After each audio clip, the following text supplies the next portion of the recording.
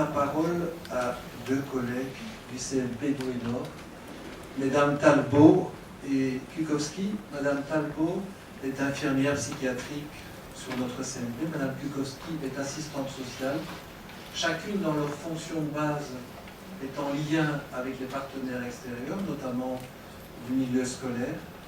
Je leur ai ici surtout demandé de nous faire un petit exposé sur un travail original qu'elles ont réalisé ces dernières années de présentation du CMP en milieu scolaire à certaines classes de collégiens. Donc je vous cède la parole et je vous remercie de nous avoir rejoints dans nos travaux ce soir. Bonsoir, donc Isabelle Talbot. Donc nous, confrontés à notre pratique professionnelle à de jeunes adolescents, nous voulons surtout insister ici sur la souffrance en général de l'adolescent et pas seulement par rapport aux phobies scolaires. C'est vrai que nous, ce qu'on avait constaté, c'était que beaucoup d'adolescents souffraient, mais n'arrivaient pas à venir en consultation au CMP. Donc nous avons vraiment axé notre travail sur un travail de partenariat et de réseau et de prévention. Donc notre action s'est déroulée pendant 4 ans, de 2002 à 2006, dans un collège de notre secteur.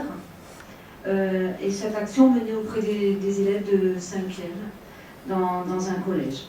Le but était d'informer les adolescents de l'existence d'un lieu de consultation, d'accueil et d'écoute de leurs souffrances, et aussi de démystifier la psychiatrie. Donc je vais vous parler de notre projet. Dans un premier temps, il est venu d'un constat, c'est-à-dire qu'à l'époque, les adolescents qui étaient hospitalisés en pédiatrie et vus par le médecin psychiatre, dans le cadre de la psychiatrie de liaison, eh bien, ces jeunes ne venaient pas ensuite en consultation au CMP. La psychiatrie faisait-elle toujours peur à ces jeunes? Quelle représentation de la psychiatrie avaient ces jeunes adolescents? Donc à partir de ces constats, on a fait donc une étude de secteur pour se rendre compte un peu de ce qui se passait au niveau des jeunes, des collèges et comment on pouvait essayer d'aller à leur rencontre. Donc en fait, on a organisé des rencontres avec les professionnels des services sociaux et aussi des services médicaux, des secteurs scolaires. Donc nous avons organisé des réunions avec les assistants sociaux scolaires, on a organisé des réunions avec les infirmières scolaires du secteur, aussi avec les conseillers principaux d'éducation. En fait, cette étude de secteur a pu mettre en évidence qu'il y avait au niveau des collèges et des jeunes une méconnaissance du milieu psychiatrique, une insuffisance de collaboration entre le CMP et les établissements scolaires, et aussi une sollicitation du CMP pour ces adolescents toujours dans l'urgence, lorsqu'ils étaient en crise ou lorsqu'ils présentaient des troubles plus bruyants. Ce qu'on a pu mettre en évidence aussi grâce aux collègues rencontrés, c'est que la majorité des difficultés des adolescents au collège à l'époque étaient repérées dès la 5e, avec une majoration des troubles en 4e et en 3e. C'est pour ça qu'on a voulu cibler notre action sur les classes de 5e, en fait, pour être dans la prévention. Donc ensuite, nous avons organisé des temps d'échange avec les professionnels de l'éducation nationale, afin de leur présenter notre projet, sa légitimité, et aussi pour favoriser l'inscription de ce projet au sein du collège retenu. Donc dans ce cadre, et aussi afin de sensibiliser les professeurs et les autres professionnels, accompagnés par quelques membres de notre équipe, nous avons animé 2 réunions où nous avons repris les processus de l'adolescence comme support de discussion avec les différents intervenants du collège. En fait, ces différentes rencontres ont permis au personnel du collège et du CMP de mieux se connaître, d'accéder à une meilleure connaissance de nos différents champs d'intervention et surtout de commencer un travail de partenariat qui est essentiel avec l'assistante sociale du collège, l'infirmière, mais aussi avec l'équipe pédagogique. sans qui nous n'aurions pas pu mener ce projet à bien en fait. Donc voilà, on a effectivement commencé notre action en 2002, jusque juin 2006. 3-4 ans. Alors pour cela, nous avons vu chaque année tous les élèves de 5e du collège en demi-groupe, soit environ 15 élèves par intervention, un temps fixé à 1h30 sans coupure. Soit un premier temps, nous les faisions participer activement et dans un deuxième temps, nous présentions le CMP, la psychiatrie, les différents professionnels en leur donnant des exemples concrets, des motifs de consultation dans le but de démystifier la psychiatrie. Ce fut un long travail, un dur travail, mais c'est vrai que nous avons pu développer vraiment un partenariat. Alors nous présentions brièvement et posions le cadre, puisque c'était, ça faisait une demi-classe, hein, donc 15 élèves, avec un respect de chacun pour la parole, de l'écoute, du secret du groupe, du non-jugement, et un représentant du collège, assistante sociale ou infirmière scolaire, était toujours présent pour être un témoin muet lors du groupe, puisqu'elle notait les idées générales qui étaient partagées, elle restait référente du collège, ça donnait une garantie pour l'éducation nationale, et aussi parce que si l'adolescent voulait venir la rencontrer pour lui poser d'autres questions ou pour venir consulter au CMP, elle faisait le relais. Leurs préoccupations. Alors on les invitait à écrire sur des supports cartonnés pour rester dans l'anonymat.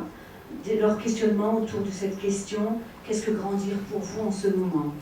Les thèmes se dégageaient et notre expérience nous a amené à constater que les préoccupations de ces jeunes, en majorité âgés de 11-13 ans, sont identiques et invariables. Donc la puberté chez le garçon, chez la fille, la sexualité, le mal-être, les conflits intrafamiliaux, les relations avec leur père, les troubles alimentaires, les tentatives de suicide, les scarifications et divers thèmes selon le climat du collège, raquettes, violence, racisme, moquerie et l'ambiance de classe de l'instant présent. Dans l'échange, à partir de ces thèmes s'engageait une discussion libre où nous tentions de répondre à leurs interrogations. Nous adaptions notre langage afin de créer une dynamique groupale où chacun était libre de s'exprimer. À chaque fois, ce fut un véritable échange. Les jeunes nous faisaient part de leur vécu. Certains exprimaient leur souffrance ou prenaient en exemple un tiers, un voisin, un cousin, pour demander notre avis. Notre capacité à entendre, leur permettant de parler sans complexe, ont fait de ces temps de discussion des temps exceptionnels. Ils nous ont fait comprendre que les jeunes ont besoin d'être rassurés par les adultes contenants sur leurs préoccupations quotidiennes, leurs modifications corporelles, leurs changements d'humeur et toutes les questions que recouvre l'adolescence. Le deuxième temps, après ce temps de discussion qui était souvent animé, nous présentions le CMP, son fonctionnement, sa mission. Nous expliquions la place et le rôle de chaque professionnel de l'équipe pluridisciplinaire. À partir d'exemples concrets et en lien avec les thèmes abordés, nous engagions une discussion groupale. Nous tentions de les sensibiliser à ce lieu d'accueil et d'écoute pour eux. Ce temps a souvent été marqué par une attention particulière des collégiens. Aborder la souffrance psychique, décrire ses manifestations, est au plus près de leur ressenti. Le silence et l'attention étaient présents. Parfois, un jeune prenait la parole pour évoquer son trouble, son mal-être, moment intime, moment unique où chacun entendait que l'autre pouvait souffrir. Émotions, peur, pleurs, rires pouvaient être accueillis sans jugement. Nous tentions d'écouter aussi ce qui parfois est resté indicible. Nous avons toujours précisé qu'une personne au collège pouvait les recevoir en individuel et que notre équipe se rendait disponible pour les recevoir ensuite. Ils semblaient aussi étonnés d'apprendre qu'un lieu comme le CMP existait, qui n'était pas réservé aux fous, qu'ils pouvaient être aidés dans leurs difficultés personnelles mais aussi familiales. Une réponse à leur situation de mal-être était possible sans pour autant qu'il y ait de la pathologie psychiatrique. Donc en fait, ensuite, nous avons essayé de mesurer les effets de cette action. Donc en parallèle de cette action qui s'est déroulée pendant 4 ans, les liens de partenariat entre le collège et nous se sont créés, de véritables liens. Très vite, nous nous sommes rendus compte que les demandes de consultation pour les adolescents qui arrivaient au CNP, ces demandes de consultation arrivaient moins dans l'urgence. Elles étaient préalablement travaillées au sein du collège, auprès du jeune et de sa famille.